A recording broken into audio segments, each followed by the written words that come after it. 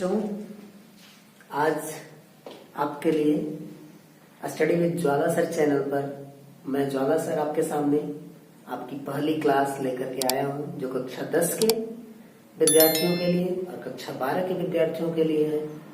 और भौतिक विज्ञान का यह पहला कक्षा 12 के लिए द्वितीय भाग से पहला चैप्टर और 10 वालों के लिए भौतिक विज्ञान का यह पहला चैप्टर हर नजरिए से बड़ा ही महत्वपूर्ण है और आपके लिए जरूरी भी है। तो आइए आपके साथ आज स्टार्ट करते हैं पहला चैप्टर, प्रकाश का परावर्तन। तो इसमें हम सबसे पहले बात करेंगे प्रकाशिकी। इसकी बात करते हैं प्रकाशिकी। प्रकाशिकी आपका होता है, इसको अंग्रेजी में ऑप्टिक्स कहते हैं। तो भैया ऑप्टिक्स जो है आपकी, यह भौतिक विज्ञान की एक ब्रांच है।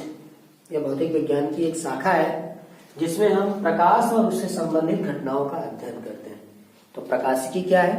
प्रकाशिकी भौतिक विज्ञान की एक शाखा है जिसमें हम प्रकाश और उससे संबंधित घटनाओं का अध्ययन करते हैं। और प्रकाशिकी को दो भागों में बांटा गया है मुख्य रूप से।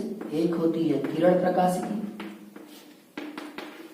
और दूसरी है आपकी तरंग प्रकाशिकी। किरण प्रकाशिकी और दूसरी है आपकी तरंग प्रकाशिकी।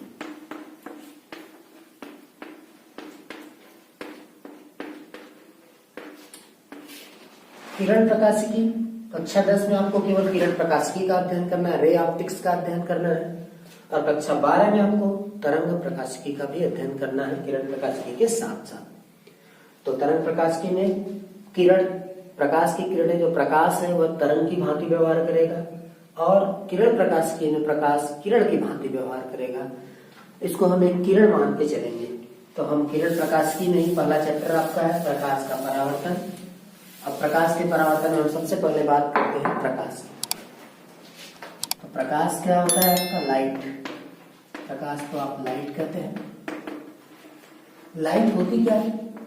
लाइट एक प्रकार की ऊर्जा है। प्रकाश एक प्रकार की ऊर्जा है जिसकी सहायता से हम किसी वस्तु को देख सकते हैं।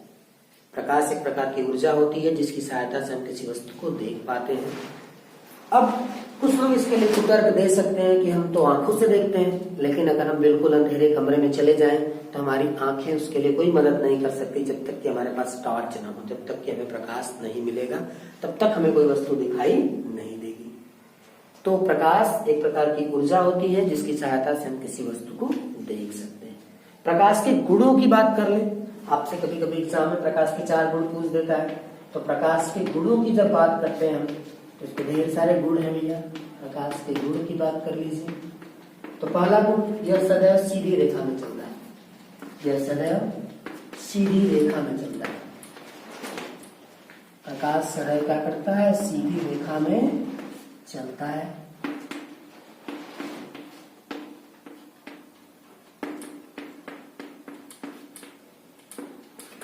और दूसरी बात, निर्वात। बात कर लेते हैं निर्वात की। निर्वात क्या होता है?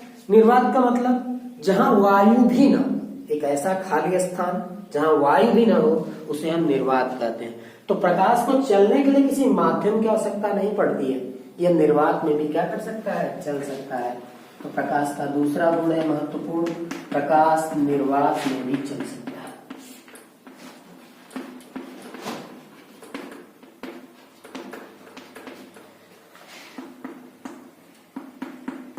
जिसमें इसकी चाल की बात कर रहे,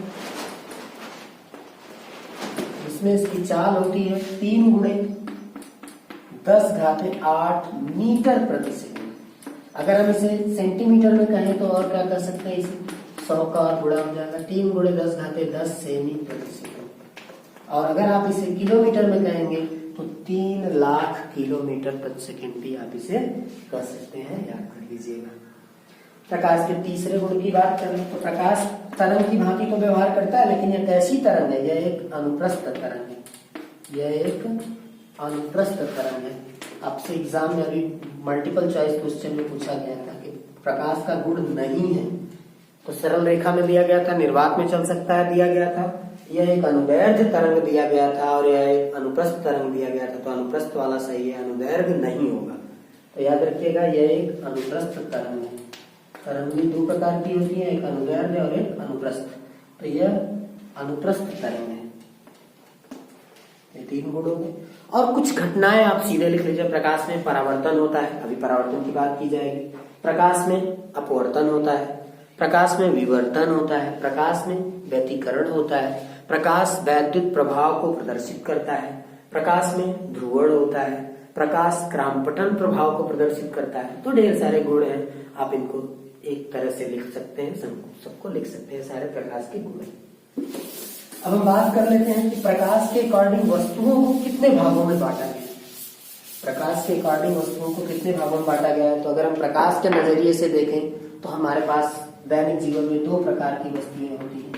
एक होती है दीप्त, जिसको प्रदीप्त भी कहते हैं। दीप्त वस्तुओं को हम प्रदीप्त वस्तुएं भी कहते हैं। तो ये प्रदीप्त वस्तुएं क्या होती है? ऐसी वस्तुएं जो खुद के प्रकाश से, स्वयं के प्रकाश से प्रकाशित होती हैं, प्रदीप्त वस्तुएं या दीप्त वस्तुएं कहलाती हैं। फॉर एग्जाम्पल के लिए आपको पता है सूर्य खुद के प्रकाश से, सारे के सारे तारे खुद के प्रकाश से प्रकाशित होते हैं। फिर उसके बाद तारों के साथ साथ हो गया बल्ब हो गया, जुगनू भी हो गया, लालटेन हो गया। ये सारे एग्जाम्पल हो जाएंगे आपके दीप्त वस्तुओं के। और दूसरी बात करेंगे हम किसकी? अदीप्त वस्तुओं की। अदीप्त वस्तुएं जिनको अप्रदीप्त वस्तुएं भी कहते हैं, इन्हें और किस नाम से जाना जाता है? अप्रदीप्त वस्तुएं भी कहा जाता है। दीप्त वस्तुओं को अप्रदीप्त वस्तुओं के नाम से भी जाना जाता है। तो यह अप्रदीप्त वस्तुएं क्या होती है? ऐसी वस्तुएं जो दूसरी वस्तुओं के प्रकाश से प्रकाशित होती हैं, अप्रदीप्त वस्तुएं कहलाती हैं। फॉर एग्जाम्पल के लिए चंद्रमा। चंद्रमा को कभी दीप्त नहीं समझेंगे। चंद्रमा सूर्य के प्रकाश से प्रकाशित होता है, इसलिए वह भी अदीप्त वस्तु है। बाकी सारी चीजें आप देख रहे हैं, ब्लैक बोर्ड है, व्हाइट बोर्ड है, ग्रीन बोर्ड है, दिख रहा है, आदमी है, कॉपी है, डस्टर है, चौक है, ये सारी चीजें के अंतर्गत आती हैं अदीप्त वस्तु। तो इसके बाद हम बात कर लेते हैं प्रकाश के परावर्तन। चैप्टर का नाम भी है प्रकाश का परावर्तन, उसी की बात कर लेते हैं। परावर्तन का क्या मतलब है? परावर्तन का मतलब है लौटना। परावर्तन का सीधा सीधा मतलब है कि लौटना। जैसे आपने देखा होगा कैसे टॉर्च आप ऐसे जलाते हो, अगर आप ऐसे टॉर्च जलाते हो तो प्रकाश की जो इमेज जब मिरर पर अगर प्रकाश पड़ती है तो ऐसे पड़ेगी और ऐसे वापस लौट जाएगी। तो हम 3D में तो है नहीं कि हम देख सकते हैं, तो हम क्या कर लेते हैं? ऐसे सपोज कर लेते हैं कि ऐसे मान लीजिए ये एक मिरर है, ये एक दर्पण है, इसका नाम दे देते हैं M1 M2। ये एक मिरर हो गया और इस मिरर पर जब हम ऐसे टॉर्च जलाएंगे, ऐसे टॉर्च जलेगी तो क्या होता है? प्रकाश की किरण जिस मीडियम से आती है, ऐसे हम एयर में से जलाएंगे तो टकरा के एयर में ही वापस लौट जाती है। तो जस्ट वही काम हमें करना है। यहाँ पर हम ऐसे जलाए, एयर से आई और एयर में ही वापस क्या हो जाएगी? लौट जाएगी। तो जो किरण पड़ती है किसी भी पृष्ठ पर उसे हम आपतित किरण कहते हैं। उसे हम आपतित किरण कहते हैं। और जो किरण लौटती है उसे हम परावर्तित किरण कहते हैं, जो कि परावर्तन के पश्चात लौटती है। और इन दोनों के मध्य एक लंब खींच दें जिसको हम अभिलंब कहते हैं। तो यह आपका अभिलंब होता है। अभिलंब क्या है? आपतित किरण और परावर्तित किरण के मध्य खींचा गया लंब अभिलंब कहलाता है। नॉर्मल कहते हैं इसे अंग्रेजी में। अब जरा देखें, नॉर्मल और आपतित किरण के बीच में जो कोण बनता है उसको हम आई से प्रदर्शित करते हैं और इसे आपतन कोण कहते हैं। क्या कहते हैं? आपतन कोण कहते हैं। और जो नॉर्मल और परावर्तित किरण के बीच, अभिलंब और परावर्तित किरण के बीच जो कोण बनता है उसे हम परावर्तन कोण कहते हैं। और इसे R से प्रदर्शित करते हैं। तो ये रहा आपका पढ़ने वाली किरण को आपतित किरण, लौटने वाली किरण को परावर्तित किरण। इनके बीच खींचे गए लंब को अभिलंब कहते हैं। अभिलंब और आपतित किरण के बीच बना कोण आपतन कोण कहलाता है, जिसे I से प्रदर्शित करते हैं।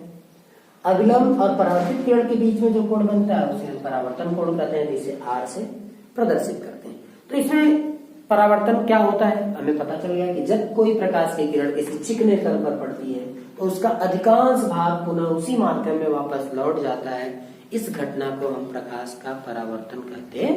तो प्रकाश का परावर्तन क्या है? देखिए, रटने वाली कोई चीज नहीं है, सीधे कि जब कोई प्रकाश की किरण किसी चिकने तल पर पड़ती है तो उसका अधिकांश भाग उसी माध्यम में, जिस माध्यम में टॉर्च से जलाया आपने और उसी माध्यम में टॉर्च का की जो प्रकाश है उसी माध्यम में लौट जाए, यही घटना का कहलाती है, प्रकाश का परावर्तन कहलाती है। संपूर्ण भाग नहीं लौटता है। देखिए अधिकांश भाग क्यों कहा जाता है, एक चीज जान लीजिए कि जब कोई भी प्रकाश की किरण किसी भी पृष्ठ पर पड़ती है तो उस पृष्ठ पर 3 क्रियाएं होती हैं, याद रखिएगा।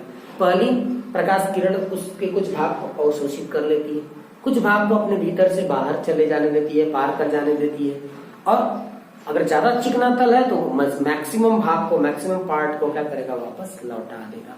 तो इसीलिए चिकना तल लेते हैं ताकि वह अधिकांश भाग को वापस लौटा दे, तो हमको परावर्तन सीधे सीधे दिखाई देता। अब बात होती है परावर्तन के नियमों की, परावर्तन के नियमों की बात होती है। तो जरा देखिए, पहला नियम जो है, एक ही तल की बात होती है। ये देखिए क्या है, ये तल है, ये प्लेन है, एक ही तल। अगर प्रकाश किरण ऐसे पड़ेगी, इस सीध में पड़ेगी इस तल पर, तो लौटेगी भी इसी सीध में, ऐसे ही लौटेगी।